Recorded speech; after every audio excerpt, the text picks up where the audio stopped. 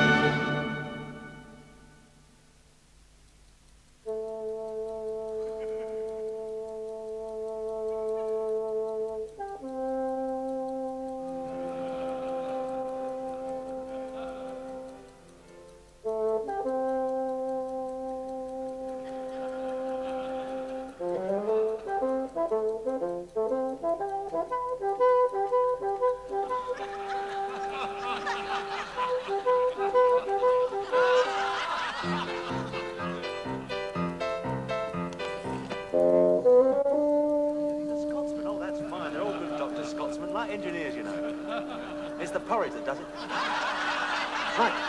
Hi. Carry on, McDuff. It's a braw-brecht moonlicht nick this morning. It's a bonny wee lassie out there hoots mum the new. Would you mind sitting down there, please, Mr. Hancock?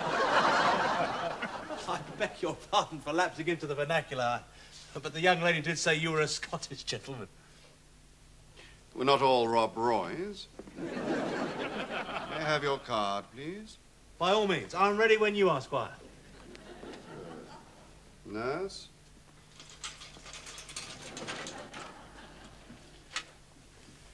Hold out your hand, please.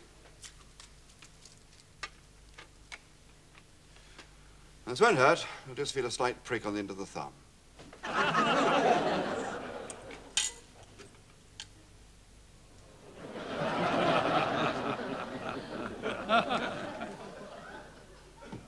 Well, I'll bid you good day then. Thanks very much. Whenever you want any more, don't hesitate to get in touch with me. Where are you going? Have me tea and biscuits. You came here to give us some of your blood. You just had it. That's just a smear. It may just be a smear to you, mate, but it's life and death to some poor wretch. And I've just taken a sample to test. A sample? How much do you want, then? Well, a pint, of course. A pint? Have you got raving mad? You must be joking. A pint is a perfectly normal quantity to take. You don't seriously expect me to believe that? I mean, I came here in all good faith to help my country. I don't mind giving a reasonable amount, but a pint? That's very nearly an armful. I don't mind that much, but I'm not having it up to there. Sorry, I'm not walking around with an empty arm for anybody. After all, a joke's a joke and all that. Well done, Tony. Oh, bye-bye. Best one yet. Thank you. It was marvellous. Nice. Thanks very much. Can I ask you about your awards first? How many have you got? Oh, well, they're not really important. It's the work that matters. Where'd you keep them? In the lavatory. In the lavatory. That's only because he knows everyone goes there. Tush now, Raymond. This young lady's from the Brentford Chronicle. Could be very useful for our careers. Well, yours anyway. She's a friend of who is it? Brentford Chronicle, eh? Well, blimey. No, be nice to her. Oh, thanks, Don. Look, I've just got to go off and get... Starting without me again? Oh, no, not at all, Alan, not at all. Well, boys, how do you think it went? Dreadful. Absolutely terrible. Most boring half hour spent in our entire lives. No plot. No jokes. These are my writers, Alan and Ray. Really? Or is it the other way around? To be fair, though, Tone, which is difficult, but to be entirely fair, I'd have to say that, in my opinion, the paucity of the script was beautifully matched by the pathetic level of the performance. Night all. Night, Patrick. So, where are you off to now, then? Up west, I suppose? Oh, yes, absolutely. Champagne till dawn. I should cocoa. I was thinking of giving George a bell. I've got all the gear in the back of the van. Tuxedo, winkle pickers, that should do. Picture of sartorial elegance, that man. Who's George? Saunders. George Saunders. No stopping him since he worked with George. Very bad effect he had on him. Nonsense. Proper star, George is. Him and Jar Jar. Oh, great big long cigarette holders, baby grands all over the shop. Bit of real glamour there. None of this working class rubbish. He knows all about glamour, Tony does. Oh, yes, very true, very true. Ask him about it. Go on. Go on. Ask him about the windmill. No, she doesn't worry about that. Yes, she does. Come on, tell her. No. Well, thank God for that. I've heard it a million times. All right then, boys, if you insist. Oh. We had 6 shows a day. 90 minutes in between shows. There was one bloke, a magician. Took him all that time to get ready. He had so many things to stuff under his frock coat. Oh, that man. He had 30 tricks stuffed all over his body. My mind boggles where he put them all. He was so weighed down. He'd go on stage a fat dwarf and come off all slim and tall.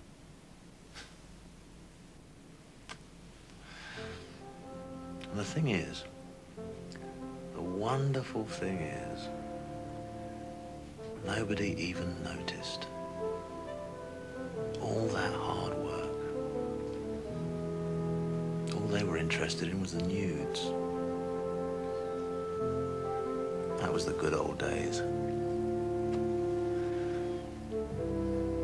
Bloody dreadful.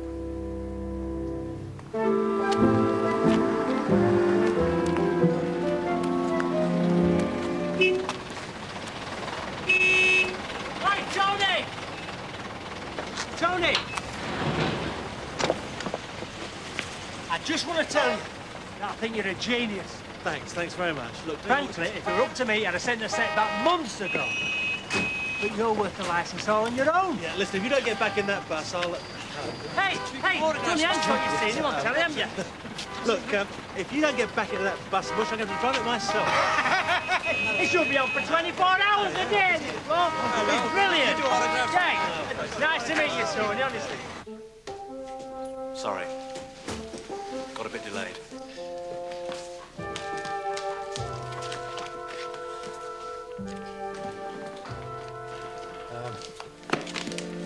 Where do you want them, boys? Many suggestions spring to mind. Yes, well, they're yours, I thought. Do you know how long we've taken to write those scripts? 6 months. Without getting a penny?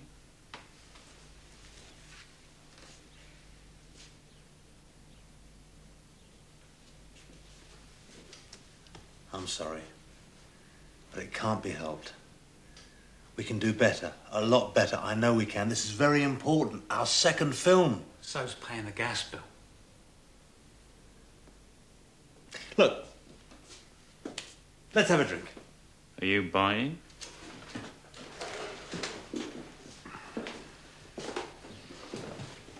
Look, all this stuff you've done, it's all very good. Of course it is.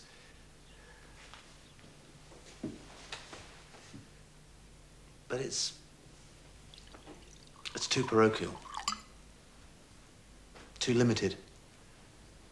We've got to move on. We have moved you on. From East Cheam to Earl's Court. Where do you want to go now? Mars? Hancock in space! Possibilities are endless. I know.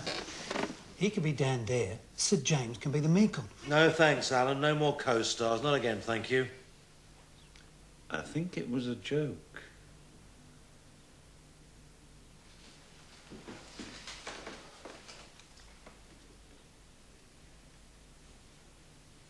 I was right, though, wasn't I? Doing it without Sid. Changing the setting. Getting rid of the Homburg and the Astrakhan collar. That's the whole point. We've had our biggest success ever. The characters got deeper, more real. They love it.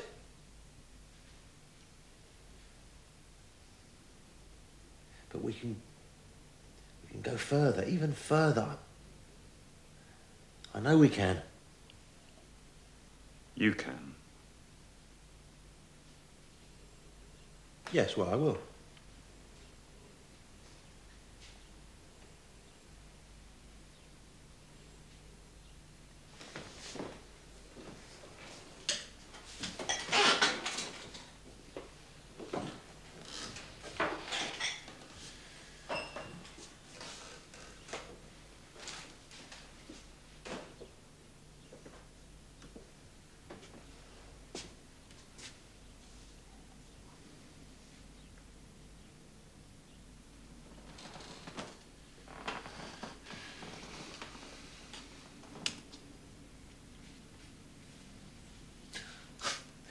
don't understand, do you? Chaplin isn't tied to any place or time. That's why he's universal. I thought you hated Chaplin. So's Keaton. So's Jacques Tati. I thought he was French. Well, they're not stuck in East Cheam or else bloody court, are they? That's why they're international, mate! Who the hell in America's ever heard of East Cheam?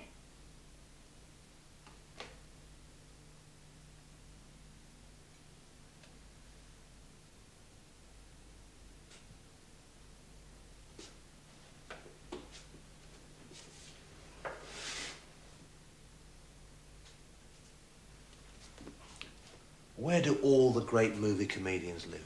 Just tell me. Where do they live, Ray? Come on. You're good at movie quizzes. I'll tell you where they live. They don't live anywhere. That's why they're international. The world's their comedy playground. And that's where I want to be. Out there with that lot. Making pure, true, universal comedy. Bollocks. What did you say? I think what Alan meant was perhaps we'll stick with the telly after all. Just for the moment. If it's all the same to you, Tom.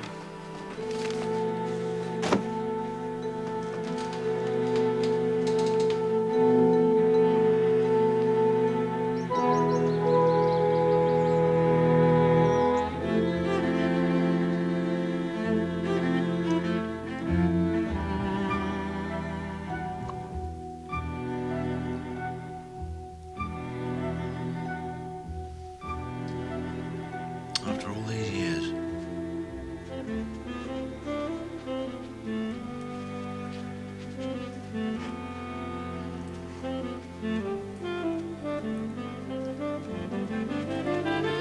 Get the car out.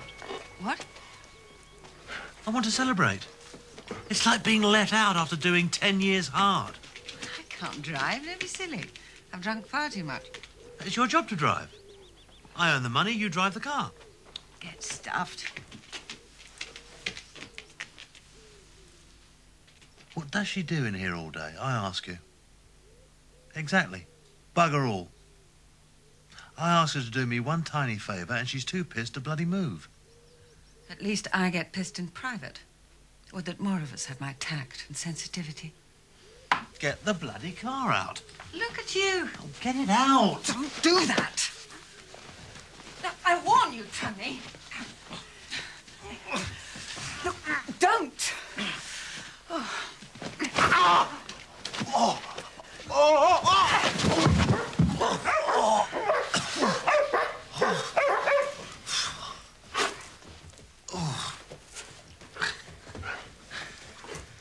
I do like these homely little chats, don't you? Just being able to talk things through. It's what marriage is all about.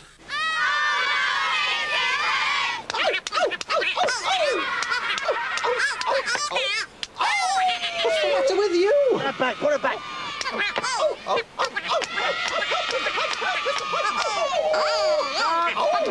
Is it cut? What? Cut, Tony. Check the gate, please. Listen to me, Mush. I don't like my lines either. And I wrote the bloody things.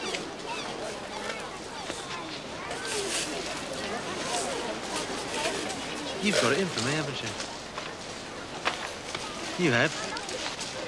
Go on, you have, admit it. Well, take care, that's all. God, it's freezing. Shall I take Judy, then? Don't want to catch you no death. I used to know a friend of yours. Archie Andrews. Great gritting wooden oaf, just like you. Used to hang on a hook on a dressing room door. Gave me the right willies, he did. But where is Archie now, you ask? You might well ask. And where am I? I'm still here. And here I intend to stay. The moral of which is, just watch it, clothhead. It watches.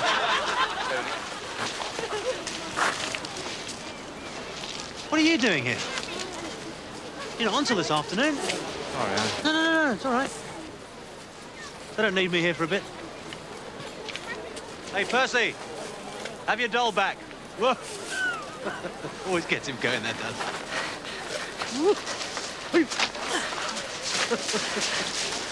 He's not real, you know, Perth. He might not be to you. Go on, stick him back in the basket. Shut the lid down tight. You never know, with any luck, if it's dark enough, he might give Judy a good seeing to. Might wipe that miserable expression off her face. Keep an eye on John Lemaitre. He's soaked off his costume. I don't want him ruining the rest of it.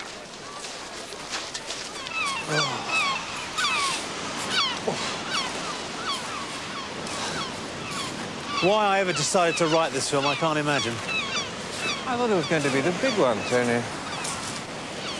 Big international blockbuster. Oh, absolutely right, John. Last year, Bridge on the River Kwai. This year, The Punch and Judy Man. Shot entirely on location, on Bognor Beach. Developed and edited by Harry Trumpshaw in the photo booth next to the pier because Boots was shut when we tried. Dear, oh dear. It's pathetic, isn't it? Don't worry, it's going to be a very nice, amusing film, Tony. Nice. It'll be very good. Everybody will love it, believe me.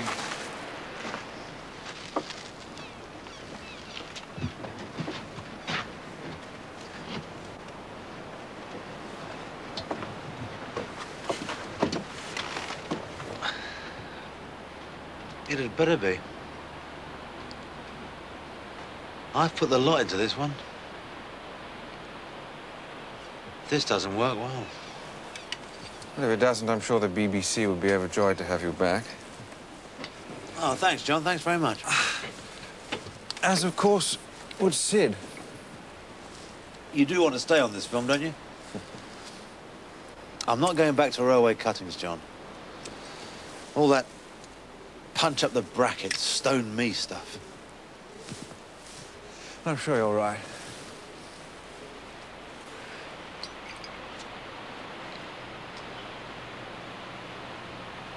Anyway, whatever happens, it's a step on. It's me. And it's true. No cheap laughs. It's exactly how I wanted it. No compromise. They can't take that away.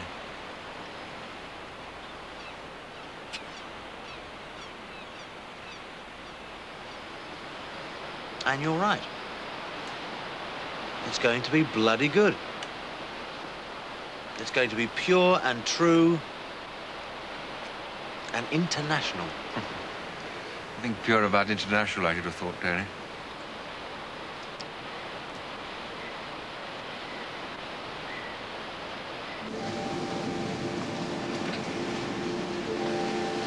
The Death of Nelson. I've been longing to see it. It's really terribly clever, isn't it? It's beautiful.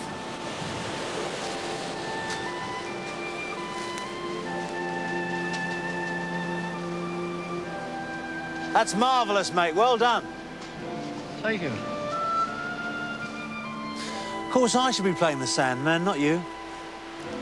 A man who spends all day sculpting lovely things in the sand, and the tide comes in at night and washes it all away, year after year. A bit like doing situation comedy, really, isn't it? Oh, I don't. What price immortality, eh? No chance. It's all bloody pointless, isn't it, really? When you come down to it. Push up. Tony, Go on, sling your hook.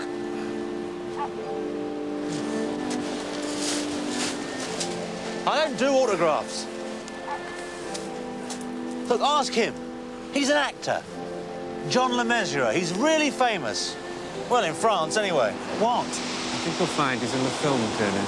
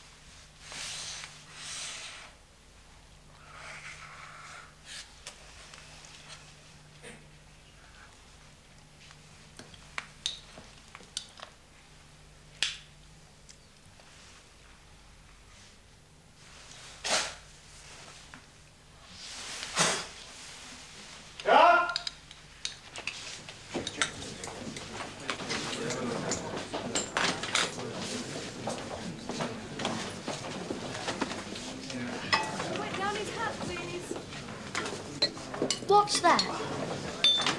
Water. It's not. Well, if you know where it is, why do you ask me?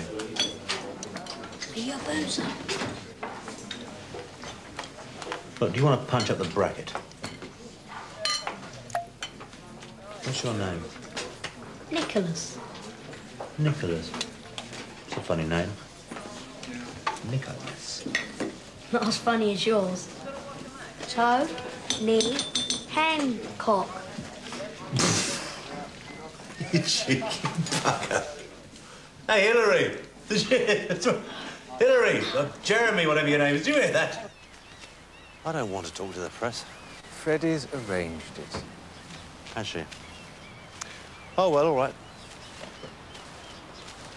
It was nice seeing you with that boy. Oh, no, bring out the strings. We're going to get the sentimental bit now, are we? I can see we are. It's just, you got on with him so well. I'm surprised you don't think about having children yourself. Got the childbearing hips, you mean? No, thanks, John. I think I'll give that one a miss if it's all the same to you.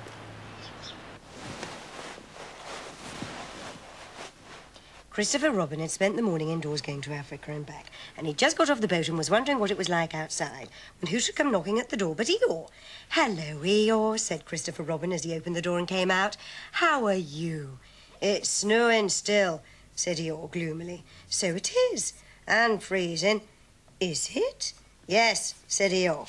"However," he said, brightening up a little, "we haven't had an earthquake lately." What's the matter, Eeyore? Go on, then he says that he's lost his house. Go on, skip on to the next bit. No, yeah, give it to me. Give it to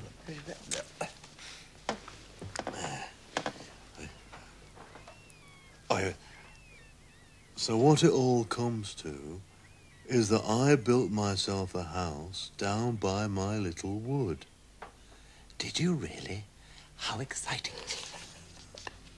Get the voice right. The really exciting part, said Eeyore, in his most melancholy voice, is that when I left it this morning, it was there. And when I came back, it wasn't. Not at all. Very natural. And it was only Eeyore's house. But still, I just wondered. Christopher Robin didn't stop to... Oh, never mind what Christopher Robin wondered. Horrible winsome child. Let's get a bit with Pooh in. Obviously, I'm down to play him in the movie version. Well, who's going to play Eeyore? Let's see. Moody, depressive, feels the whole world's against him. You can't play both parts, darling. I was thinking of John LeMessurier. Get Charlie Drake for Christopher Robin. We're on to a winner. There bloody better be a winner after this. I'm fed up. Tell me you're glad I came. I'm glad you came. Say it properly. It properly.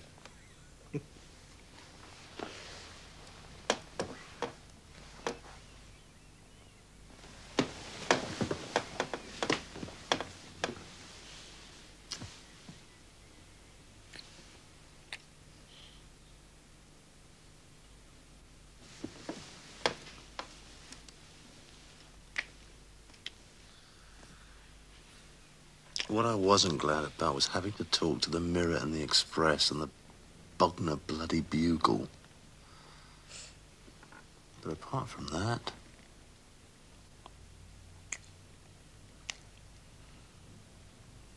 I like it when your hair's forward at the front.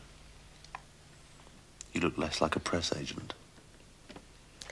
More like a donkey. No, you don't. You look like Anne Southern. No. You look like Claudette Colbert. I look like Dame May Whitty. You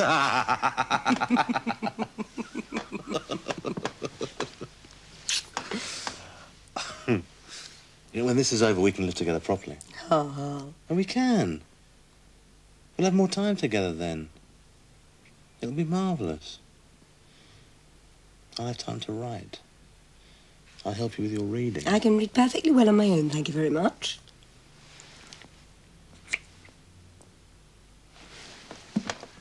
brought Bertrand Russell. Now, promise me you'll give him a try. Hmm? Well, he's the boss. He really is. You mustn't be scared of a few long words. It's mind-blowing, some of the stuff in here. The way we waste our lives, Fred. It's criminal. I really think I've spent most of my life with my eyes closed. Till the last few years, I didn't even try to understand.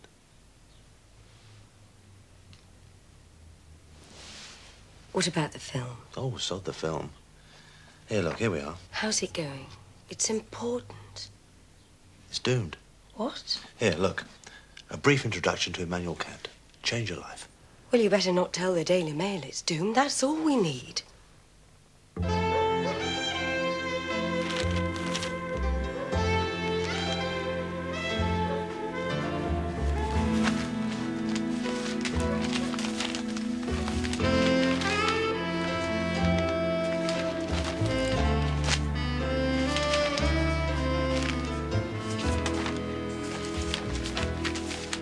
Times liked it. Good for them. They said you were like W.C. Fields. Can't be bad, can it? I mean, what higher praise can you get? It's Mr. Punch, you know. He's brought us bad luck. He's what? He's stopped me from being funny anymore. He's taking his vengeance. He has it in his power, you know, to make things go wrong. I heard it was too many long lunches.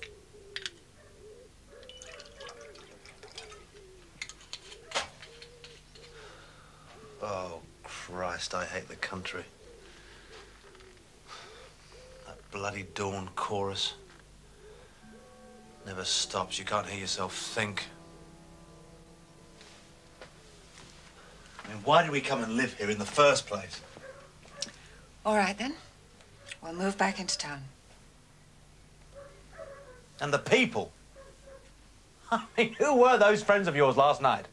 They weren't my friends. Daphne and Gwendolen, Charles Fortescue frigging Smythe. And those weren't their names. Oh, weren't they? Sorry, thought they were. I just thought you'd like to get out. I thought it might take your mind off things. Well, we had a fascinating chat. Thanks very much.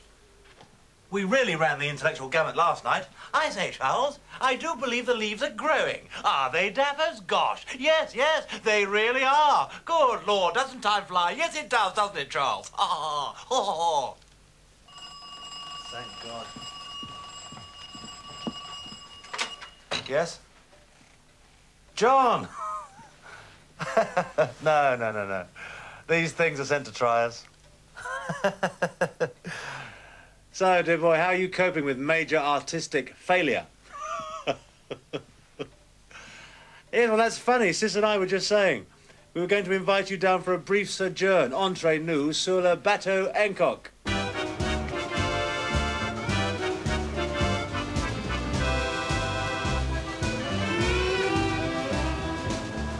I do love it down here. It's so completely, well, foreign, isn't it? Actually, I was here last year. Daddy rented the most super house in Juan-les-Pins, right overlooking the Med. All summer. Quite perfect. Tony, this boat of yours, how many cabins does it have exactly? 2, just the 2. Ah, well, that's all right then. Well, one of them's full of sails, unfortunately. You don't mind if we share the same cabin, do you?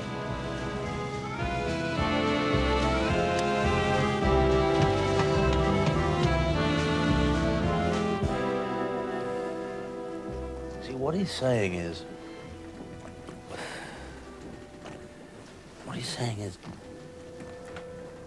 when you're in a search for certainty...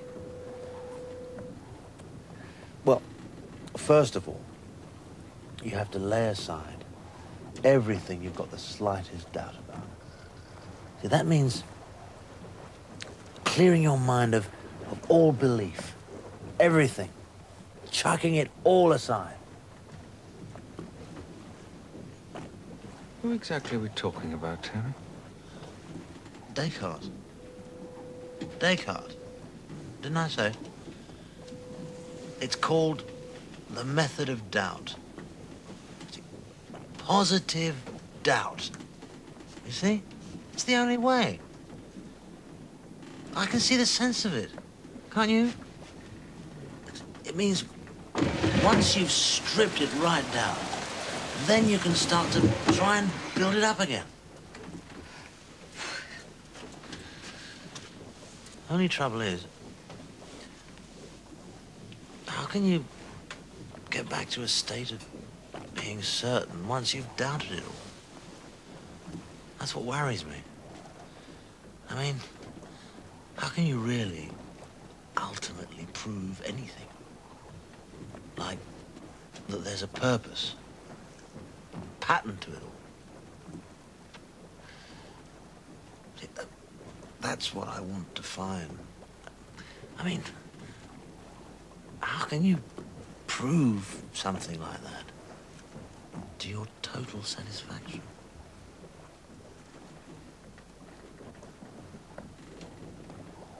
Perhaps you don't have to.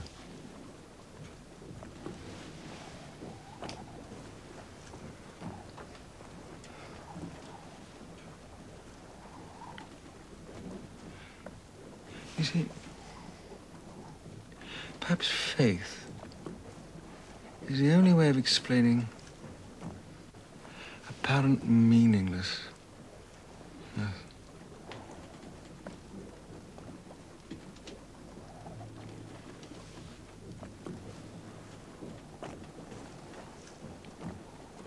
What a lot of nonsense. Huh? Men need reason, John. Don't you understand? We're all rational beings. We're not savages.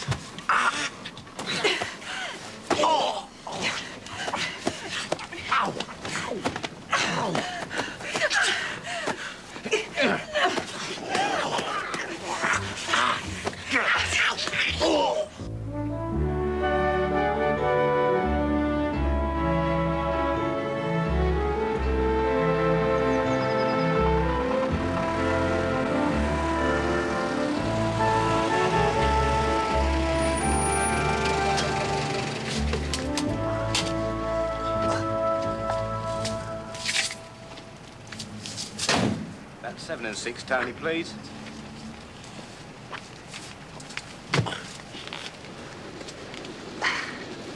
Here. Thank you. Tony, change. Sorry, what? I'll have to wait the change. Thank you. Sorry.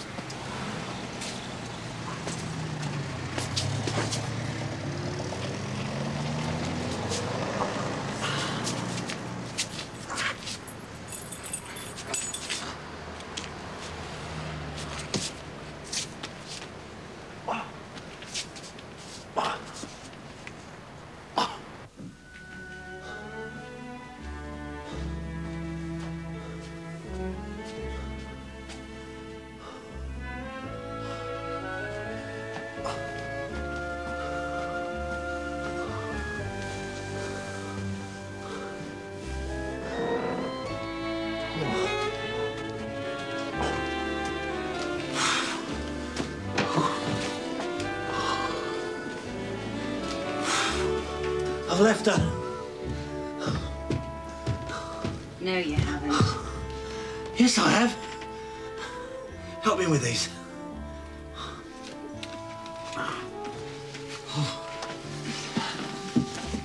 Well, you only had 5 last time. This way, Tony. Okay. Are you planning your next club yet, Mr. Hancock? I certainly am. So, what's it about? Well, it's a much more ambitious project than my last film. I'm terribly excited about it. But what's it about? Well, it's a comedy that's going to embrace all of life itself, from the first plip to the final plop, the whole evolutionary caboodle. I've got no Simpson writing it. No. The boys are a bit busy at the moment. With something set in a junkyard in Shepherd's Bush, I believe. It was a perfectly amicable separation, as they say. The boys are moving down market whilst I am moving up. I'm playing a very different sort of character. More an everyman type, really. Anyway, I don't think they're quite the right blokes for a film about the history of evolution. I mean, their knowledge of evolution doesn't go back much further than railway cuttings. Can you give us more of an idea of what the new character will be like? Now, who do you think you are, mate? A reporter or Fabian of the Yard? If I tell you all my trade secrets now, there'll be no surprises left. And we'll be denying the great British public the profound pleasure of discovering the new Hancock all for themselves. I think that better be all for now. Thank you, fellas. So we're going to see this new Hancock tonight, in the show? You might very well, my good man. In fact, you certainly will. And believe me, you'll be truly amazed.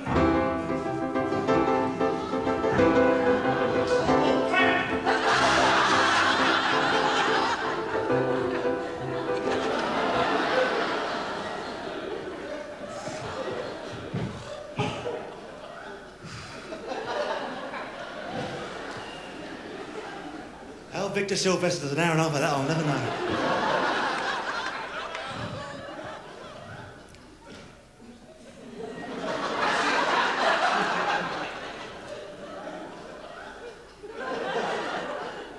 Have you seen these boots? These were a present from Frank. Frank Sinatra. I'm in the clan, you know. Oh, yes. There's me, Frank, Shirley MacLaine, Elsie and Doris Waters, Sandy McPherson. We don't half live it up. We're out all night sometimes, playing Monopoly, swinging back the brown ale. We don't go to bed sometimes till, 9, 10:30, 10 o'clock so far.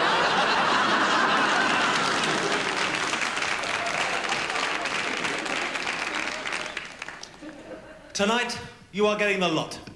I'd like to start with a few impressions.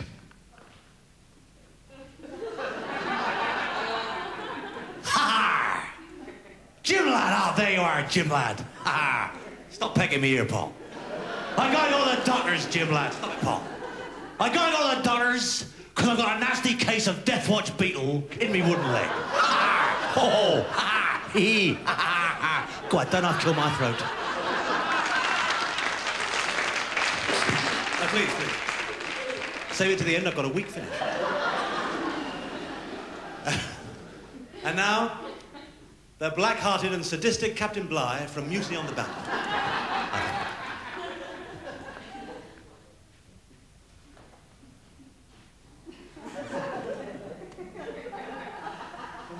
No, wait a minute.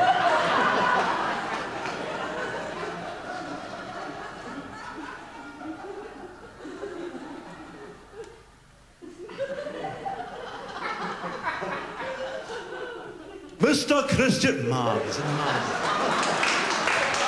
That was Trevor Howard or Charles Lawton, take your pick, doesn't really matter.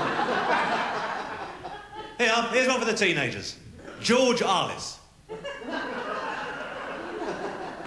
Nothing like him. A room with a view, and you, and no one to hurry us. Nothing to worry us too. A room with a view. Arthur Askey. You think it went well, then? You know it did. Yes, but do you think it went well? It went terribly well, darling. Everyone loved it. Yes, they did. It's a good act. Thoroughly road-tested. You can say that again. What's that supposed to mean? Well, it's hardly the new Hancock, is it, darling? I mean, it's the same act you've been doing for the last 15 years. Oh, I'm not criticizing, darling. It's great.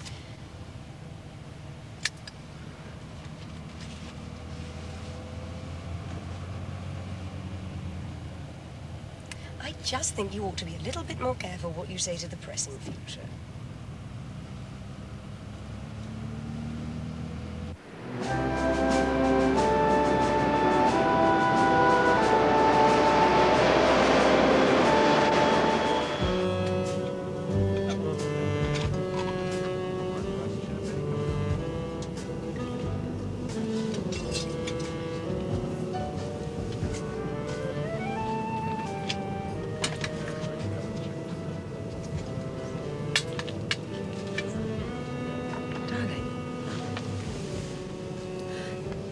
Why exactly are we going to New York? I told you we're going to see some people. And I'm going to show them some of my recordings. And it will be a nice chance for us to be together. Yes, of course.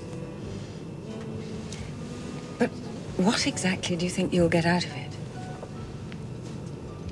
Well, Lucille Ball can't go on forever, can she? They'll have to replace her one day. Do you know she's got complete control, that woman? Hiring and firing, rushing up and down the stairs from the gallery, marvellous. Matter of fact, I quite fancy that curly wig and all that makeup. Better than Bilko. I could never get my lines out that fast.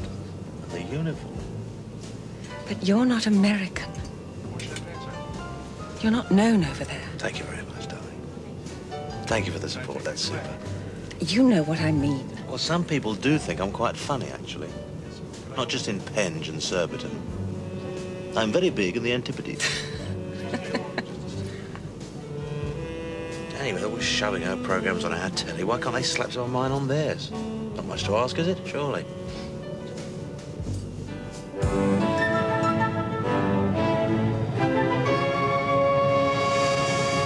Well, we're certainly on the lookout for British talent right now. I mean, the Beatles are a great success here. Well, I'm a bit too old for rock and roll, I'm afraid. Skiffle's more my thing. Lonnie Donegan.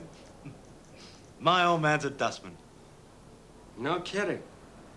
Well, we know all about your work. We've heard great things about it. I mean, we're in regular contact with the British Broadcasting Corporation. They all love you over there, isn't that right? You know, I think we ought to set up a screening right away, don't you? Hi, Shirley. Hi. I need a screening room. Right now? Straight away, yeah. Okay, I'm coming right over. And listen, I'm bringing someone with me. The very well-known British comic, Mr. Tommy Hancock. Pardon me? That's right.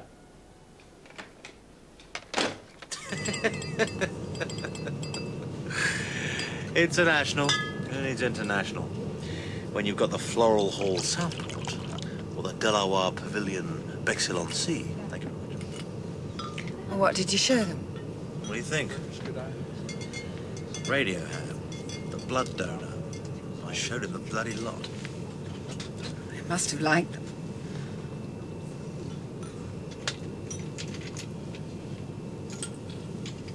You know what Stan Laurel said? Cut out the slang. That's the secret. That's been my mistake. I've had the wrong writers. They've hemmed me in. Anyway, how can you be pure and true and international? John Lemez was right. I've got to pare down. Success doesn't matter. Get down to the essence. Pure comedy. That's what matters now. I wouldn't take over Lucille Ball's curly wig if they got down on their bended bloody knees and begged me. It's their loss, not mine.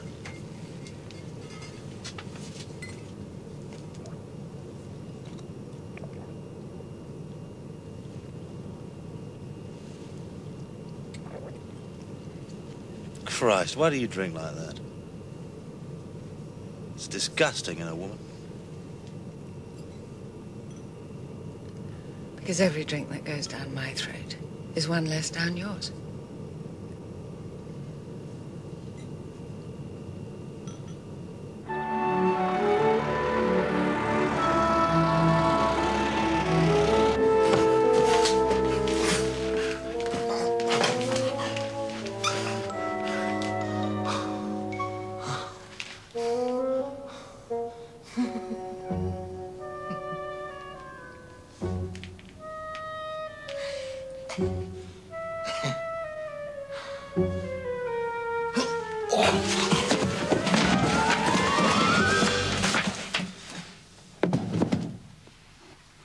Come on.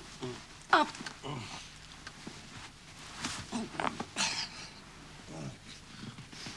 Oh, Tony. No, please don't. Look, you'll spill it.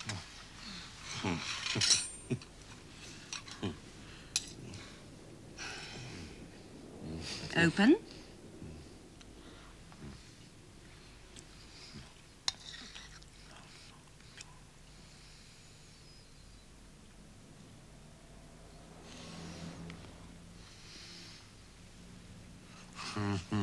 Here's the full set. I noticed. Does this mean it's serious? Absolutely, absolutely. I'm gonna settle down with you, Freddie.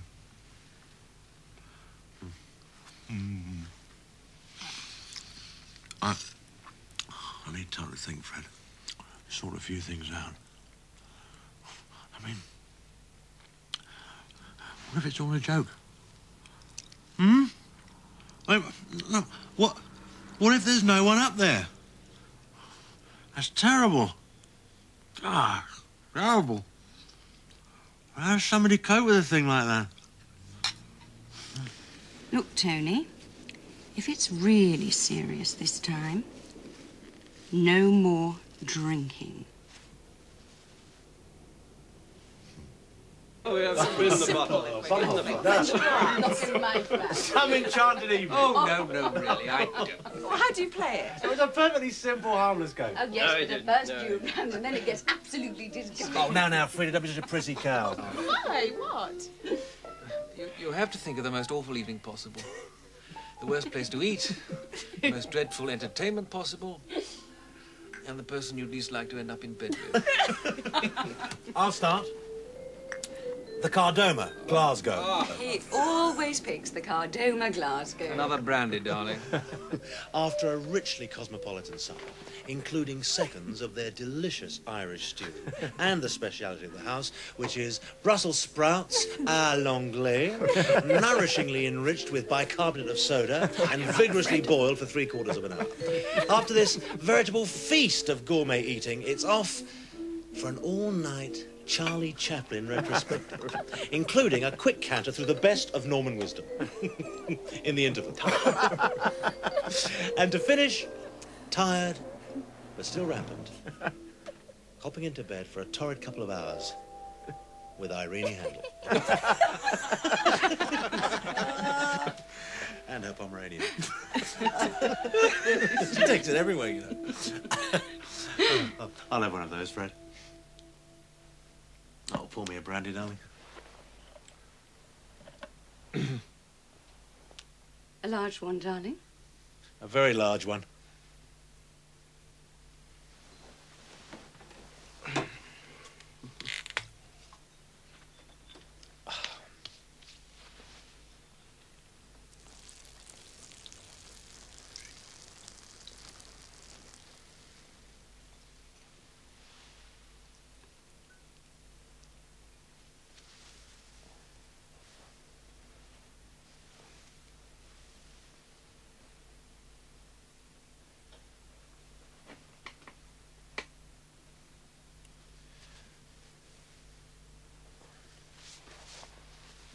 I usually take a spot of soda with it.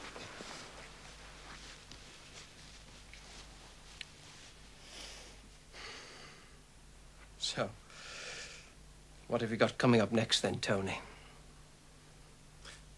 I heard Delfont was after you for the talk of the town. And a series for ATV. You've already signed the contract for it, haven't you, darling? Oh, well, that's terribly good.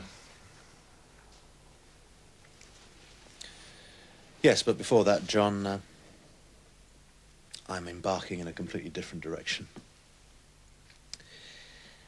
A week's residency in a small place in Bexhill-on-Sea. It's called a health farm. Rather euphemistically, I think.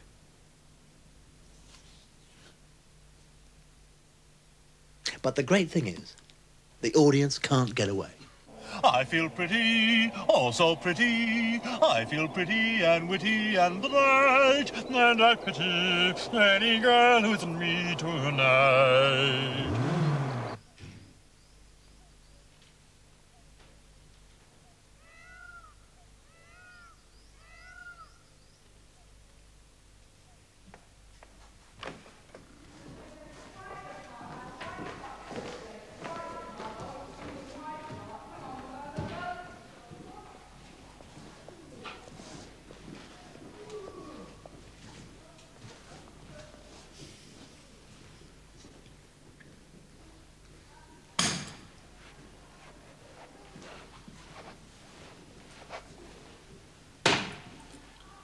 Ping! Yes? Oh, Mr. Hancock. Good afternoon. Good afternoon. What the hell have you got in here? My books, give it here. What are they? Freud's Jokes and Their Relation to the Unconscious, Ernst Christ's Ego Development and the Comic, and Henri Bergson's Theory of Laughter. Mr. Hancock, Yes. there's been a telephone call for you from America. They want you to call the international operator at once. I want to be in America. I want to be in America. I want to be in America. Oh, baby, America. Oh. Walt Disney, eh? Walt bloody Disney. Oh, that's marvellous, Tony. Really, I'm so pleased. This is the big one, Fred. This is definitely the big one. I'll give them Lucille bloody Ball. Third lead. Did they say anything about your costume, darling? I mean, what if they want all the old Hancock? Well, you know, the Homburg and everything. What if they do? Well, wouldn't you mind? Mind? Oh, for Walt Disney, I'd even take Sid along.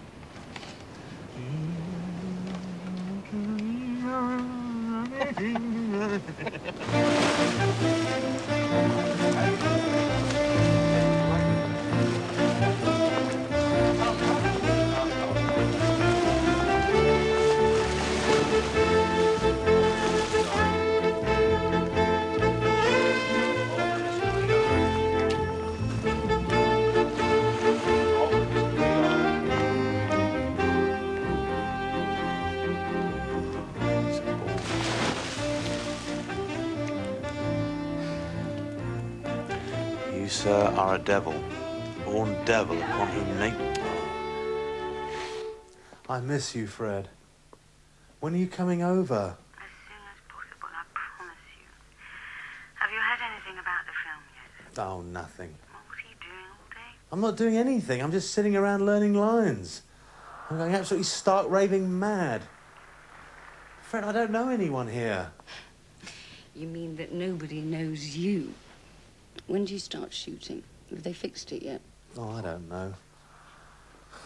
People just keep popping in. They're all called Mel or Junior or Fingelstein. And for God's sake, how can you take people seriously with names like that? I should take them very seriously, darling.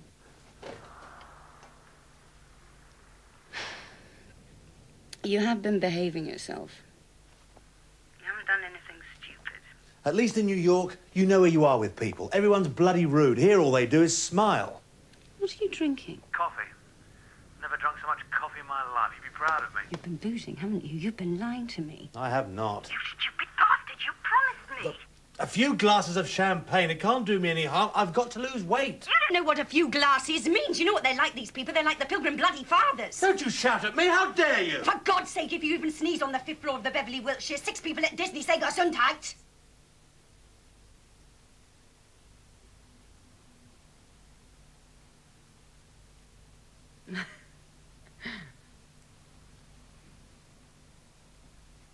Another orange juice, darling. Thank you, darling. Mel. Thank you.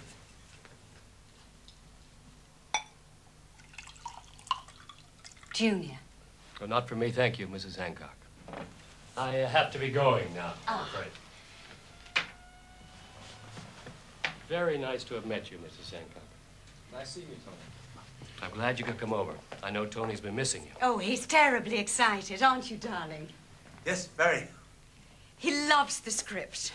And it's such an honor to work for Disney Productions. Well, we're delighted. See you first thing, Tony. Been hearing great things about you. Talking to London about you only today.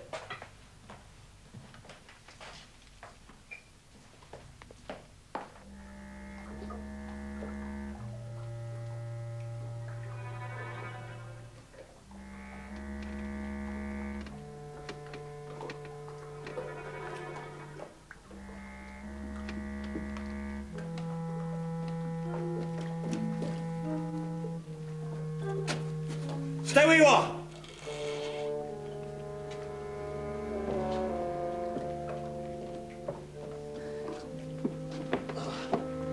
Are you trying to stay away too? Cut. Let's go again, people. Oh, my God. Get that wing, Jimmy. All right, come on, Charlie. Bring the water. Let's go, boys. I gotta wet it down. Come on, hurry up.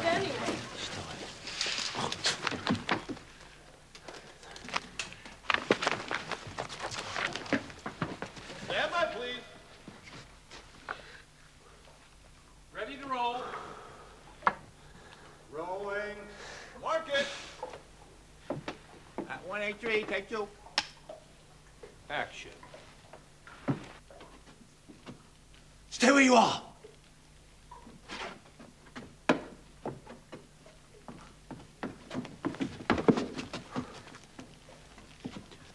Are you trying to stay away too? Stowaway? No, lad. But I needs must. Cut. 183, take 6. Aha! Stay where you are.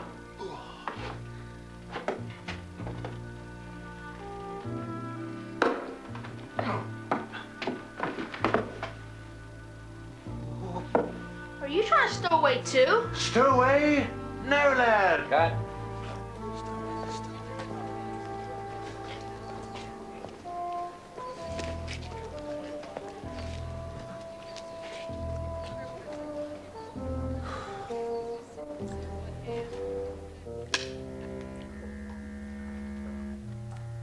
Are you trying to stay away too? Stowaway? Oh, no, lad. But I needs must shake the murderous hounds pursuing me. Cut. Take 3. Action. Are you trying to stay away too? Sorry. Cut. Sorry. Not again. Take 4. Stowaway? No, lad. But I needs must shake off the hound. Sorry. Take 5. Stowaway? No, lad. But I must needs shake off the hounds the murderous hounds pursuing me. Take 7. Stowaway? No, lad. But I needs must shake... I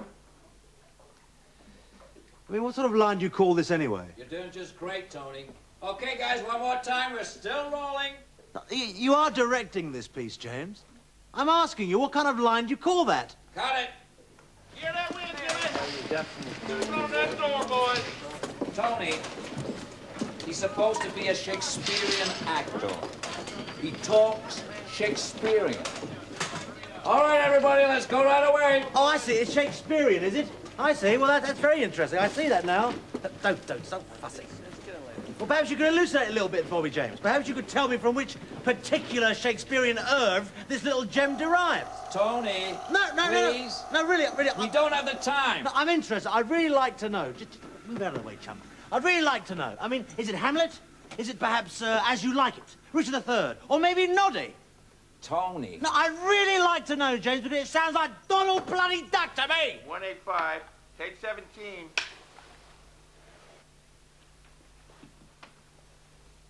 Action. Are you trying to stow away too? Stow away? No, lad. But I needs must shake the murderous hounds pursuing me. Cut.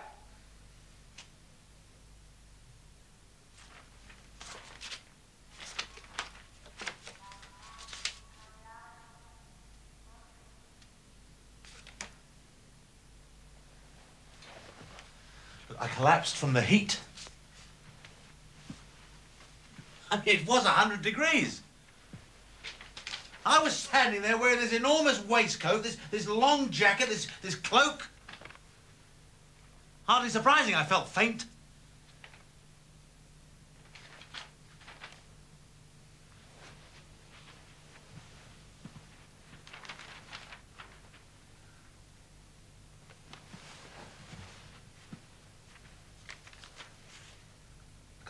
I have not been drinking. Not a drop has passed my lips. I don't care what your tests say. This'll only take a minute, Mr. Hancock. Look, ask my wife. She knows I haven't been drinking. She's been with me every bloody minute. It's true, Doctor.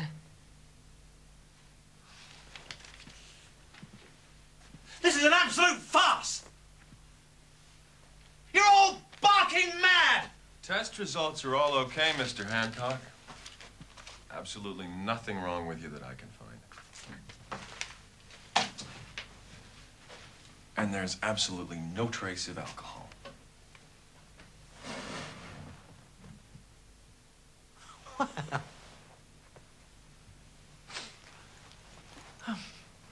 Well, I think that calls for a very large vodka.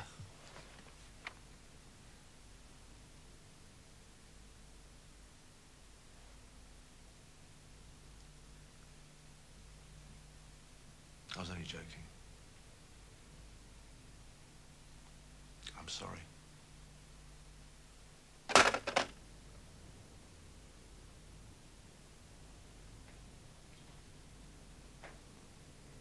I'm afraid they've already recast you. They said you looked nervous, that you needed too many takes. They said they didn't like your performance. They've replaced you with an American actor. I'm so sorry, Tony. We'll fight them, don't worry. We won't let them get away with this.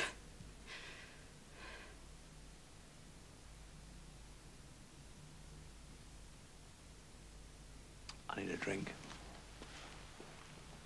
What kind of clown am I? What do I know of life?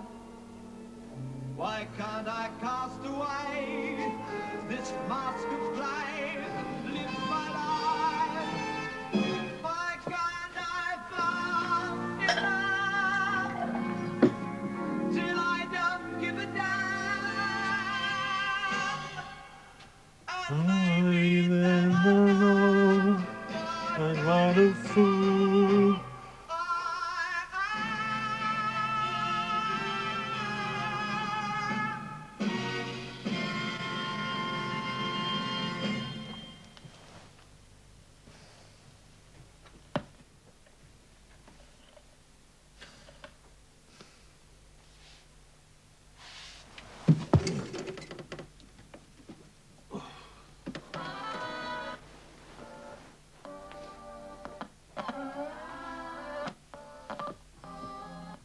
Let me. You'll ruin it.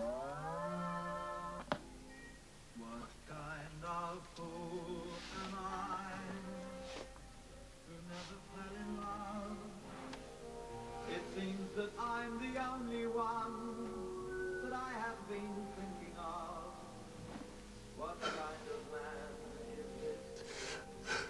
An empty Tony. shell, a lonely cell in which an empty heart must dwell.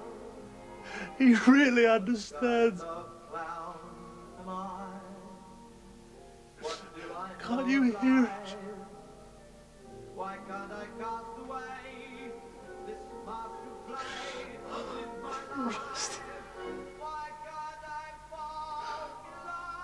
Please.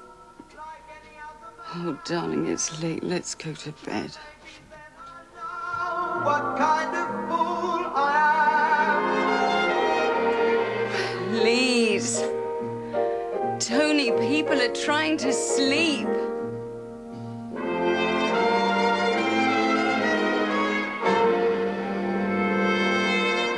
What kind of lips are these Downstairs. that lied with every kiss? Oh, downstairs? That whispered empty words. Oh! That left Neighbours! Oh, Lord and Lady Arsehole Brown, swipe me! Mustn't wake them up, must we? Not see what could be seen by Jesus everybody Christ, you're as bad as she is. but me. What kind of clown am I? Give me a drink. What do I know of life? Get me a drink! You've had enough. Why can't I put this mask of life and live my life? Why can't I fall in love till I don't and maybe then I.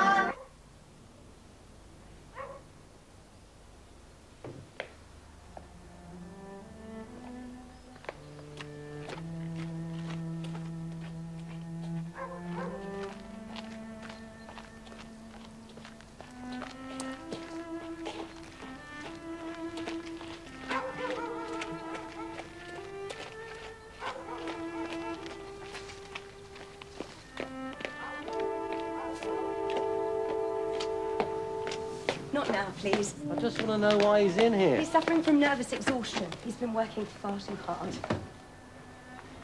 But he's already feeling much better. And, in fact, he's raring to get back to work. Is he depressed because Disney sacked No, him? he's over the moon. What do you think? What about Mrs. Hancock? Where's she? At home, I should imagine. In Surrey. Or out shopping. I don't know. Will she be coming to visit? I dare say.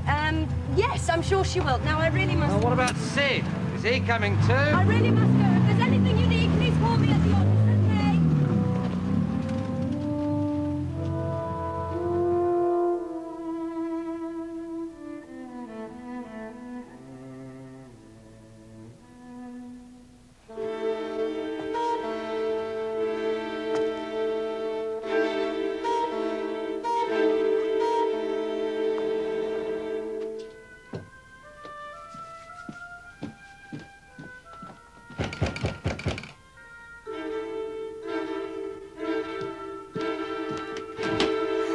Good evening.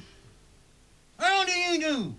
My name is Archie, and I've got a lugging message from a great friend and admirer of yours. Can I say? Why? Well,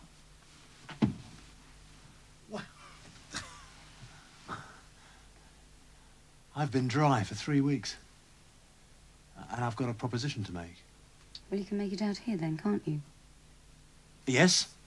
Yes, I suppose I could. What about that then, Archie? What a bloody welcome, eh? All right, just watch it, you. Are you going on with this charade all day, or are you going to say what you've come to see? Well, it's a bit public, isn't it? Stone me. Up to you. All right, yes. I'm sorry. Will you marry me? No, not him. Me. I mean it. Cicely's filing for divorce. And I'm off the booze. If I never work again, it'll be too soon as far as I'm concerned. Oh, marvellous. And then what'll we live on, darling? Fresh air? Live on? Live on? Dear, oh dear, you're so suburban. I'm opting out of the materialistic rat race. Didn't I tell you?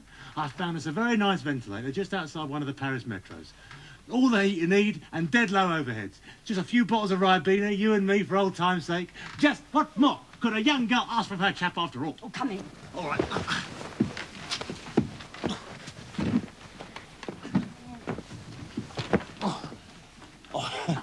It's part of the new act. It's pathetic, isn't it, what some people will do for a laugh? Does this mean yes? I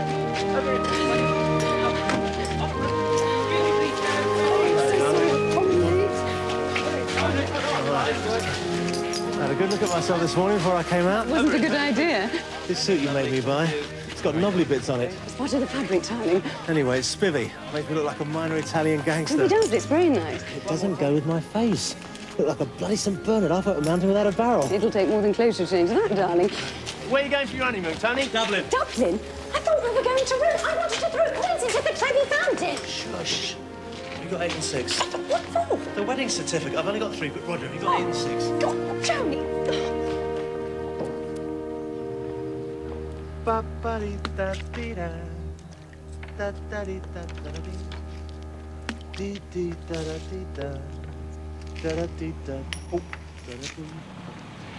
This is not what I had in mind.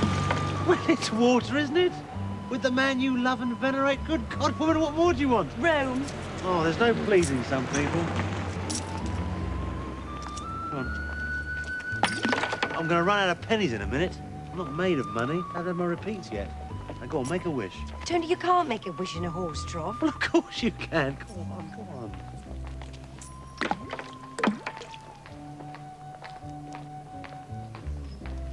That's a big wish. It was.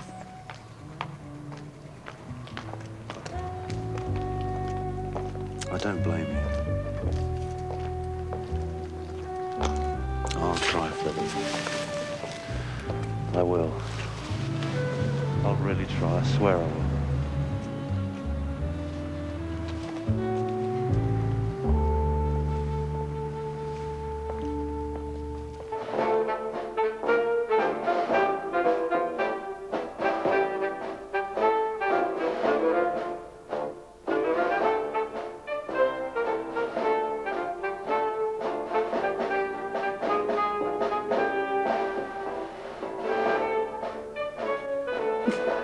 Look at that dress. Isn't it lovely?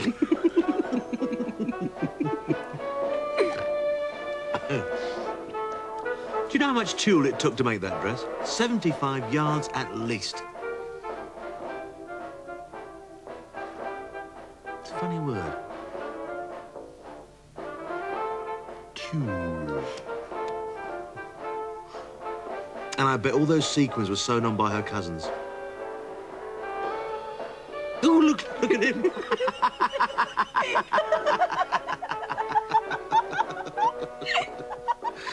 Oh, he's a sheet metal worker, you know. Oh, he is. I can just imagine him at work, over his welding, worrying about the big night. Here, Bert. Do you think I should give him a touch of the feather during my crossover tonight? What do you reckon?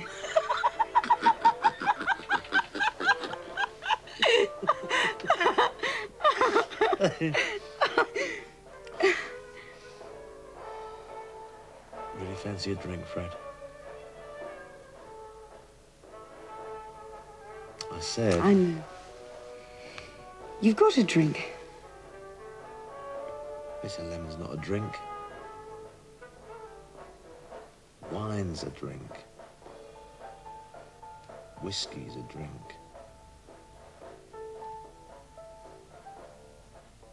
Just one glass. Wouldn't do me any harm. It'd relax me.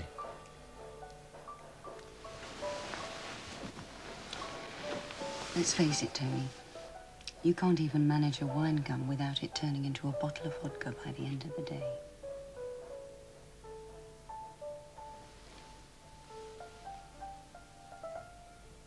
These domineering women, Archie. Take my advice. Steer well clear of them.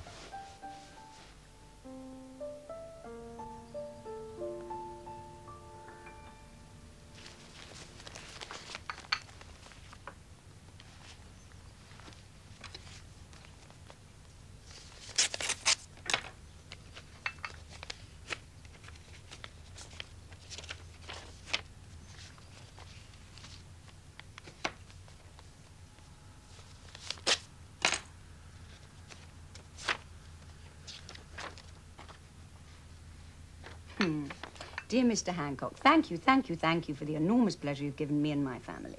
Do you have to do that in here? Well, you won't let me into your study. Why don't you just chuck them in the bin?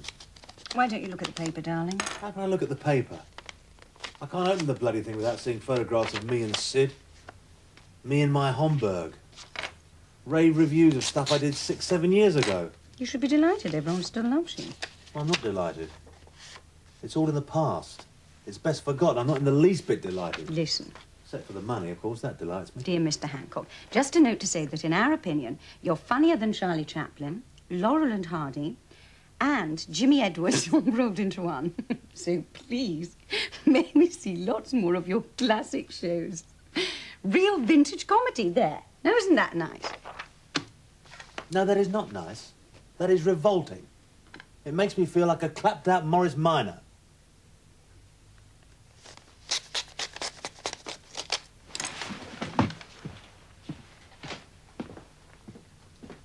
And don't disturb me. I'm working.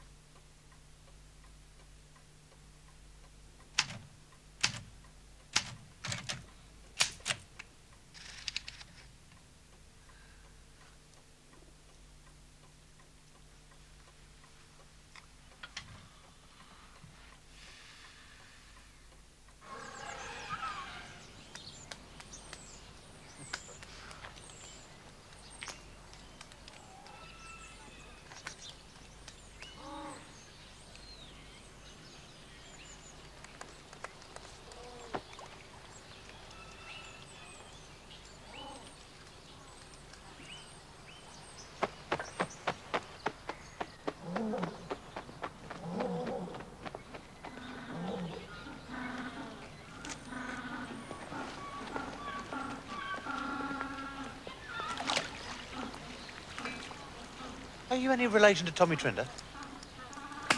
No, don't get upset. I was only joking. Look, I'll give Bernard Delfont a ring. He's always looking for new talent. Well, he has been since he used me last. Well, you won't get worse ratings than I did, believe me, mate. Who's your agent? Tell him ATV are interested. They'll take anything. Oh! Hello, boys. Oh, a long time no see. How you doing? Funny place to want to meet. Seemed appropriate. I suppose so. How's Freddie? Fine. She coming to lunch too, then? No. This is work. Working lunch. My party. Don't want her muscling in. Anyway, we've got a lot of business to sort out, haven't we?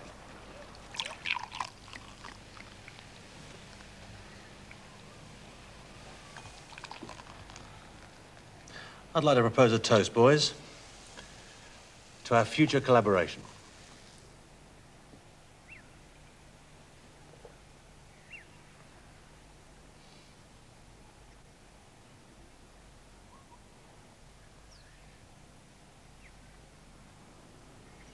Not bad. Don't wander away too far, Squire. We shall be requiring several firkins of your finest Vino Redo before the day's out. Delfont's dying for me to do it. So's Leslie Brickers. They say I'm a natural for it. Yeah, I told us. Now, I'm willing to commit to 9 months. Well, let's say a year. I can't say fairer than that. Well, good. Great. I mean, we're delighted you like the script. The thing is, Tony, I mean, well, A musical about Noah and a long run. Well, it's not exactly your scene, is it? Rubbish. It's just what I've been looking for. It's a marvellous part. I didn't even know you could sing. I'll take singing lessons. We were thinking about getting Harry Seacombe. This is a great step forward for all of us. This is just what I've been struggling towards. It's funny, but it's serious. It's profound. I mean, we're dealing with the biggest theme of all. For Christ's sake, it's universal. You don't think Mount Ararat's a bit parochial, then? We were a bit worried about that. I said you could go further, boys. Dig deeper. Well, didn't I? And now you have. You ought to thank me for encouraging you. I mean, all this stuff about rag and bone men, forget all that. I mean, this is really the big time now. What's the matter? I'm congratulating you. Can't you take a compliment? Well, what worries me is, Tony, what do you want the second lead for? I mean, if I were you, I'd go for God or nothing.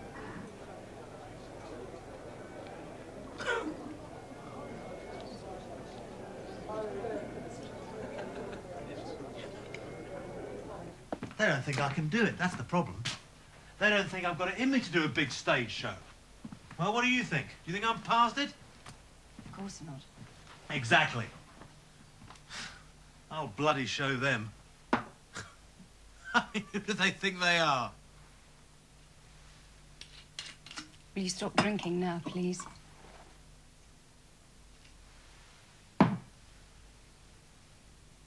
Look, I managed for 4.5 months without a drink. Isn't that enough? I was with some old pals. I wanted a drink. There's nothing wrong with that. I can take it or leave it. Isn't that proof enough? 4.5 months. For God's sake, everyone needs a day off. Jesus!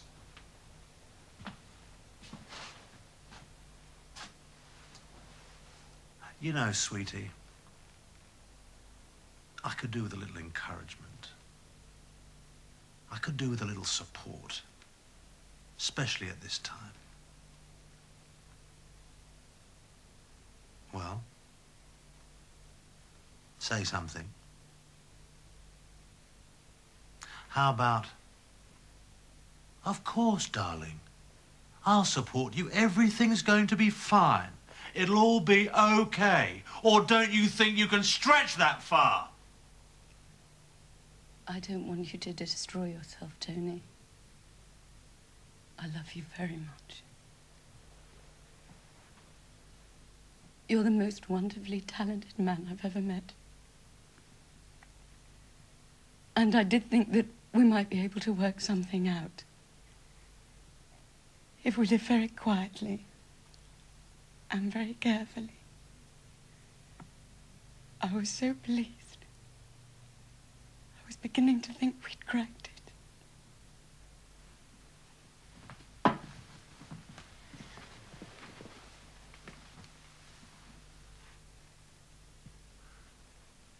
I need the occasional drink when I'm working. That's all. If I can regulate it, what's wrong with that?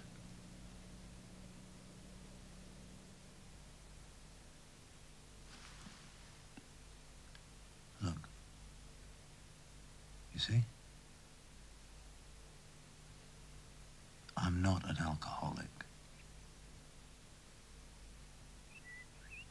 Is that the hand of an alcoholic, I ask you? Not a flicker.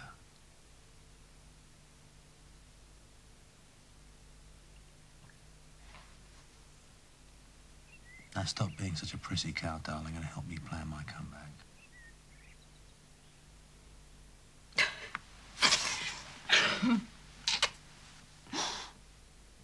No, thanks. Oh, come on, it's only white wine. White wine's not even alcoholic. Thank you. This isn't exclusive. Is that right? Absolutely. Isn't it, Fred? As a matter of fact, she's fixed up 6 exclusives today at regular intervals. Haven't you, darling? Honestly, these PR people, can't trust them an inch, can you? Do help yourself. Thanks.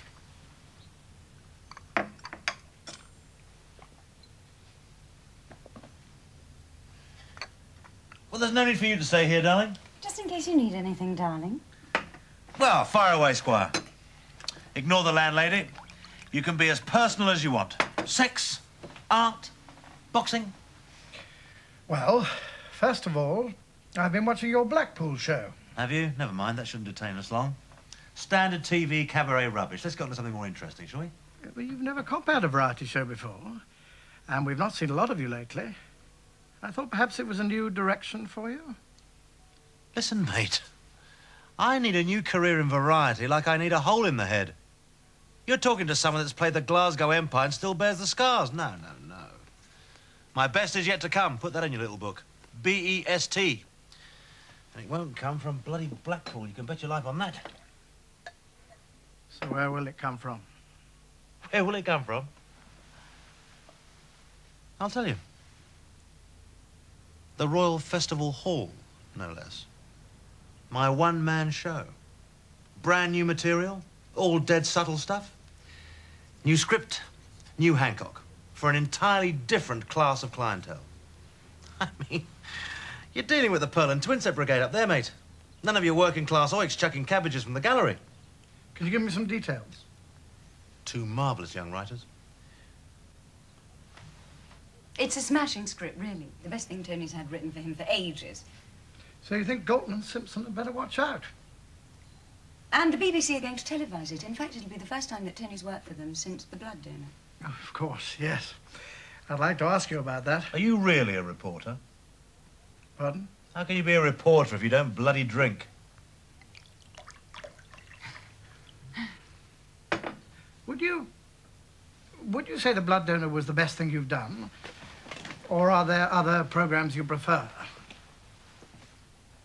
I mean, half an armful.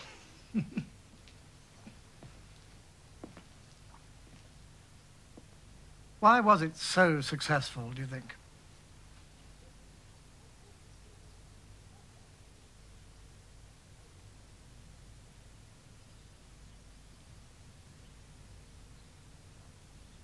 I have done other things, you know. Of course. Why does everyone go on about the blood donor? It was half an hour. Why don't you ask me about the other things? Tony. Well, why doesn't he? I have done other things. I don't know. It's very popular. What sort of... What about King Lear? King Lear? That's what I said. Yes, King Lear. We've got all kinds of projects on at the moment. We're in discussion for all sorts of stuff. The Thoughts of Chairman Mao. It's a marvellous, marvellous idea. Make a wonderful musical. Sean Kenny's doing the sets. I didn't know you'd done King Lear. No. I haven't done it, but I'm not dead yet. I intend to do it. Wilfred Lawson's going to be in it. Me and Wilfred. He's going to be the king, I'll be the fool. But isn't He's a great actor. Terribly undervalued. It'll re-establish his reputation. Yes, he is. A fascinating new interpretation. The drinking man's Lear. He'll do it all on his knees.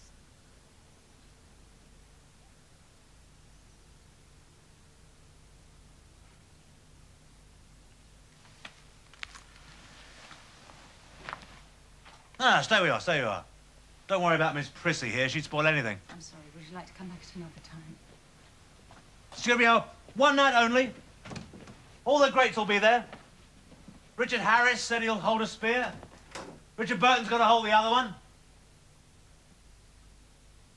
Keep phoning Trevor Howard, but he's never in. Be an unforgettable night. Whole galaxy of stars. The whole bloody firmament.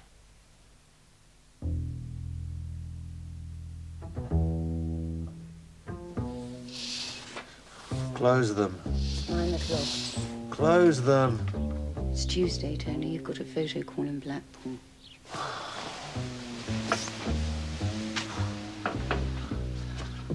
I don't want Tuesday.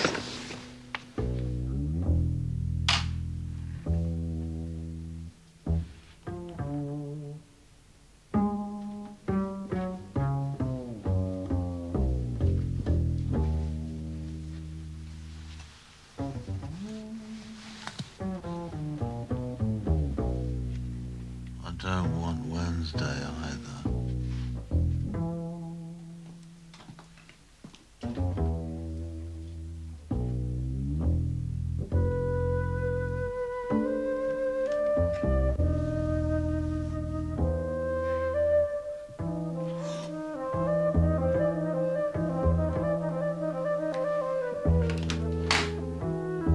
Or Thursday.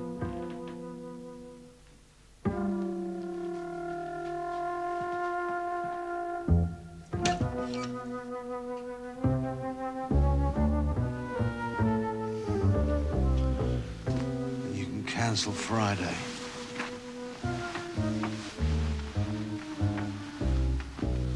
I hate Friday most of all.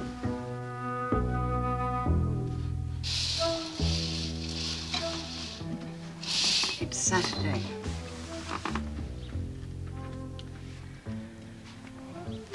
The car's outside waiting to take you to Blackpool.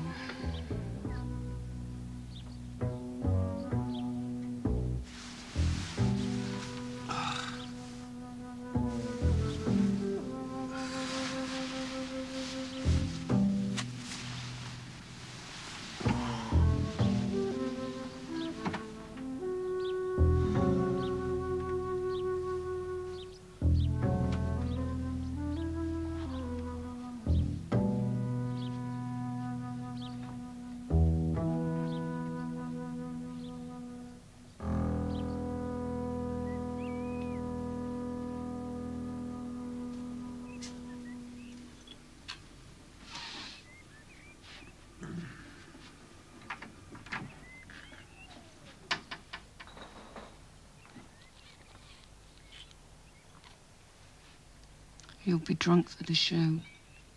Improve my timing no end.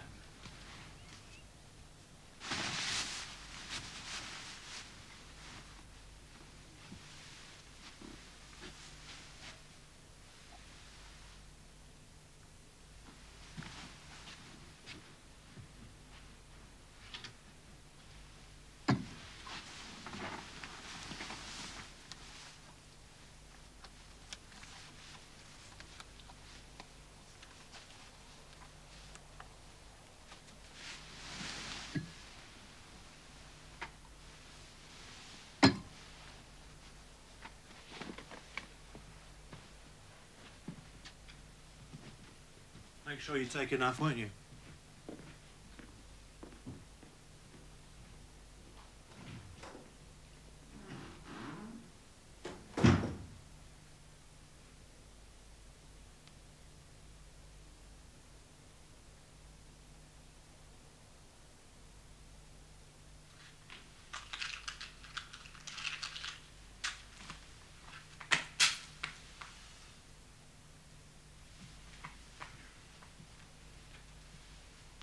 Well, you took all her stuff then?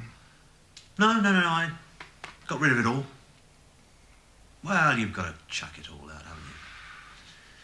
Clear it all out. All the failures, all the guilt. Time to move on.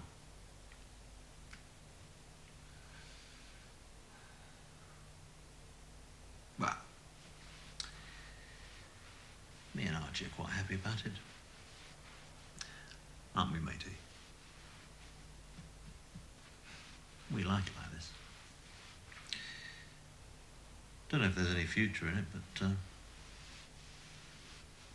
the physical side's still marvellous. Purely animal, of course. Still, as long as it goes on, Who needs conversation,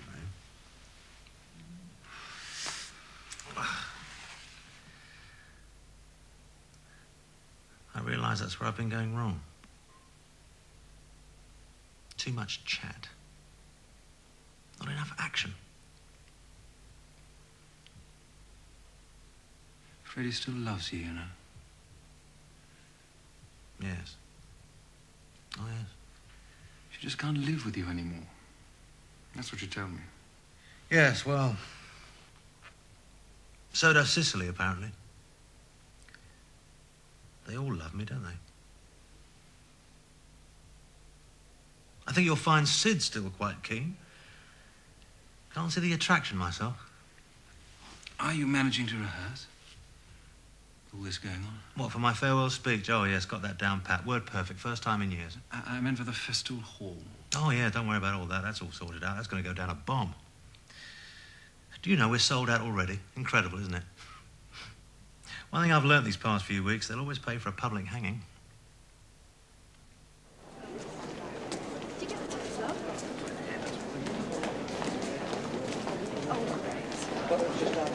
Completely new material. Undoubtedly. Can't wait for the royalty check.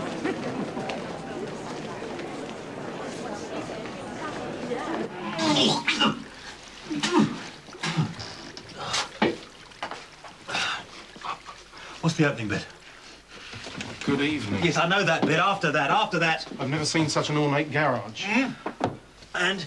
Good evening to you in the Big Dipper. Yeah, and? It's all right, all right. I'm told that it's acoustically perfect.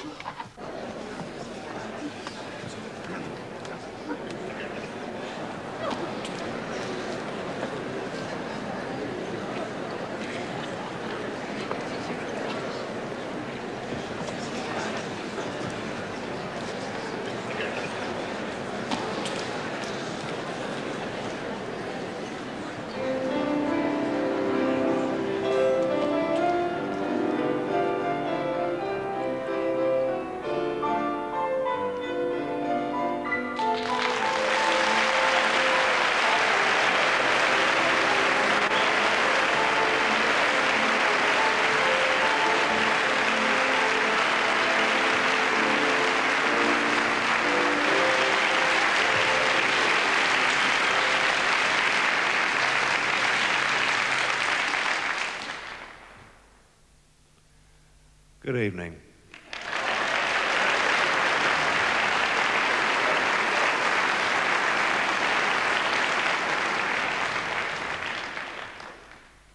I don't think I've ever seen such an ornate garage. And good evening to you in the Big Dipper.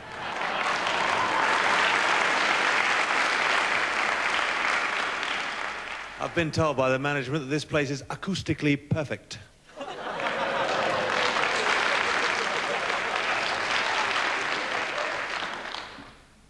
So if you can't hear, shout out. Though I am surprised, I did expect to see a whole bank of microphones out here. This show is going out live to all nations. And by early bird to my mother in Bournemouth. Who wrote that? Not me.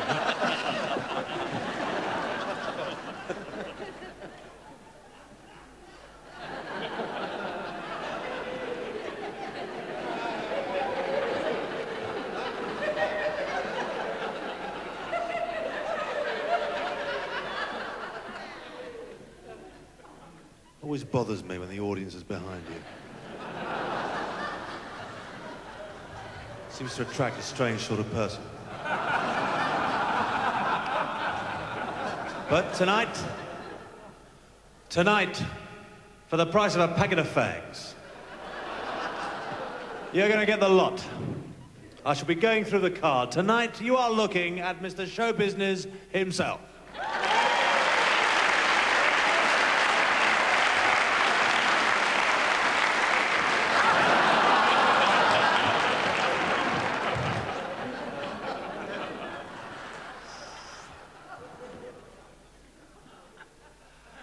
I must stop doing that.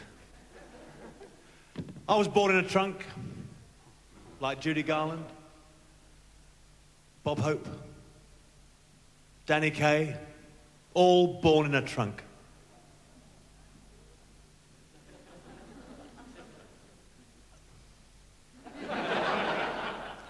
Doesn't say much for the hospitals over there, does it?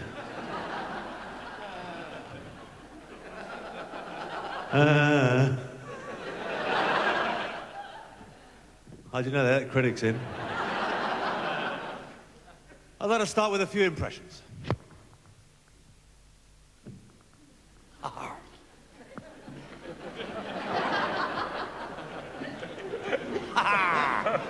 They are, Jim lad. Stop pecking at me ear, Paul. Jim lad. I've got to go to the doctor's, Jim. Stop it, Paul. I gotta go to the doctor's, so I got a nasty case of Death Watch beetle in me wooden leg. Oh, oh, God, it don't have out your throat. And now, the black-hearted, sadistic Captain Bligh from Mutiny on the Bounty.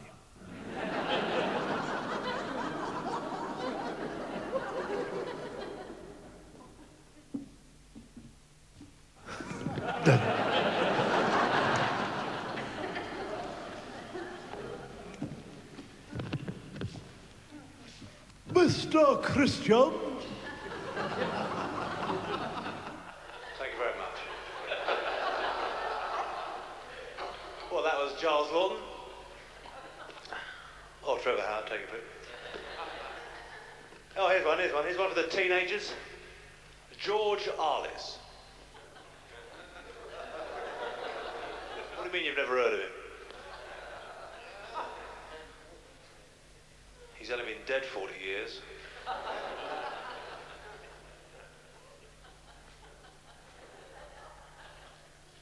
Christ, I look like a bloody frog. Frank Sinatra gave me these boots.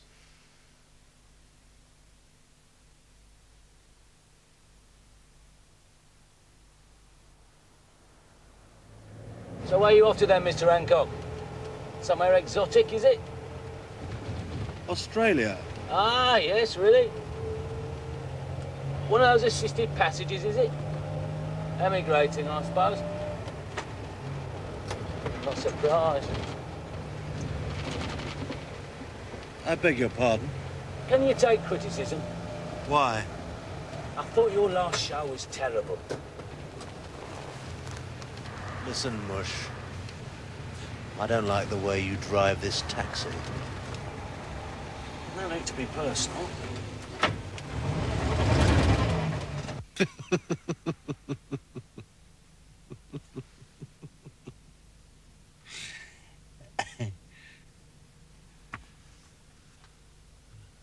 Excuse me. My son's reading philosophy at Oxford. Oh, really? Well, how marvellous. How he expects to get a job out of it, I can't imagine. Oh, no, I don't know. That's a little negative. Certainly enriched my work. Made it that bit deeper. More profound. More universal. Really? Oh, yes. In so many ways.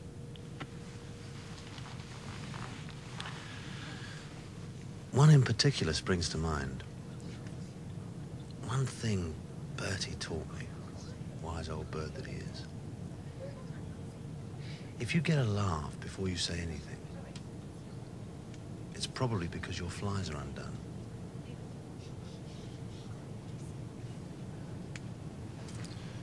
Not much to show for 10 years' study, is it?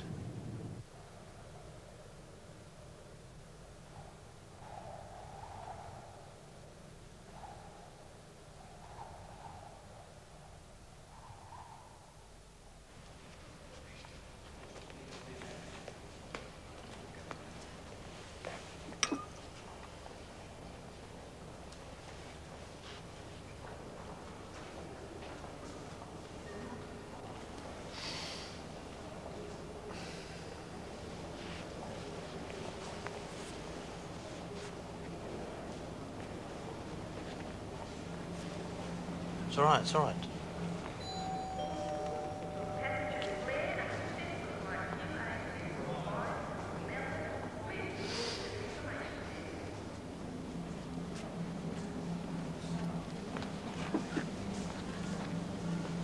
I'd like to say what a great honour it is, a truly great honour, to be invited here to this little outpost of the British Empire. This magnificent city of yours, named, I believe, after one of the very first convicts ever to be shipped out to Australia all those years ago. My good friend, mentor and fellow crook, Sidney James. How is Sid? Oh, he's fine, fine. With good behaviour, he could be out any year now. Have you got a message for him? Or for anyone else in England? Yes. Yes, I have. Tell them my best is yet to come. You've got telephones out here now, haven't you? Good. Well, bung that down the wires at them. My best is yet to come. Do you regret leaving East Cheam, Tony? Do you wish you were back there? You're wearing the Astrakhan coat and the Homburg for the new series, is that right? Yes, that's true. That's very true. Why's that? I realised, rather too late perhaps, that I shouldn't have got rid of the props. What you might call a mistake on my part. After all, Chaplin never got rid of his cane, did he? What are your plans after you've done the series? I'm off to Southend for the Whelks and the Candy Floss. No. We're working on a number of projects. We're in various stages of discussion. Like what?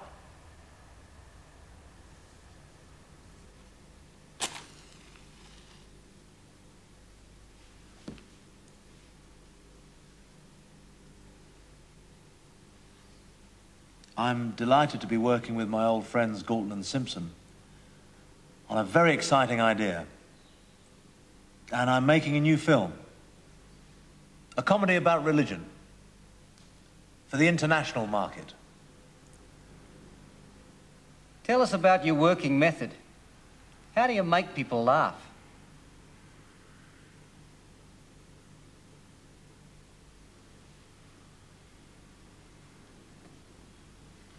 Method. That's a very good question. An excellent question, one which I've pondered long and hard, that is. Personally, I think it's all to do with the feet. Absolutely vital they are. Sir Lawrence and I are in complete agreement on this one, as we are in so many areas. No use playing Hamlet if the feet are wrong. So would you like to play Hamlet? Oh, no. Horses for courses, I know my limitations. Oh, I thought I might give King Lear a whirl. I considered doing Othello first. Then I had a word with Sir Lawrence, and apparently he's thinking of doing it too. Well, far be it from me to take the bread out of another man's mouth, but art's art, isn't it? So we had a bit of a barney. Then he said he'd already laid out £5 for the paperback. Well, that put an entirely different complexion on it. I mean, after all, 2 and 6 is 2 and 6. And he's only got his pension now, you know, poor bloke. So when can the world expect your King Lear?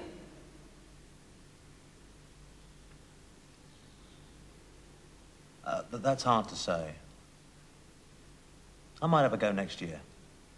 After the Panto and before the Palladium. Well, I've got a few weeks free. Well, it's either that or Wagon Train.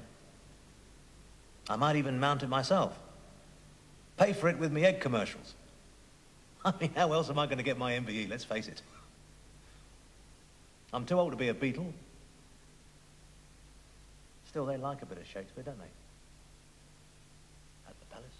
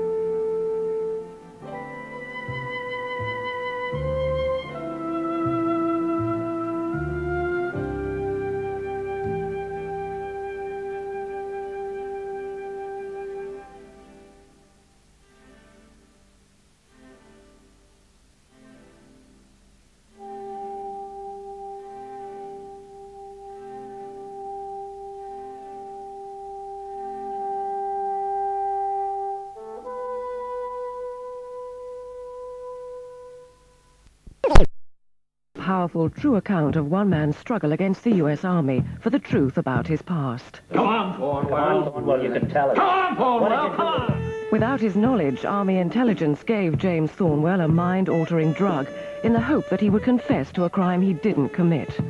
Instead, Thornwell was left with missing memories and a life without hope. A true story for Movie Tuesday at 10 on 4.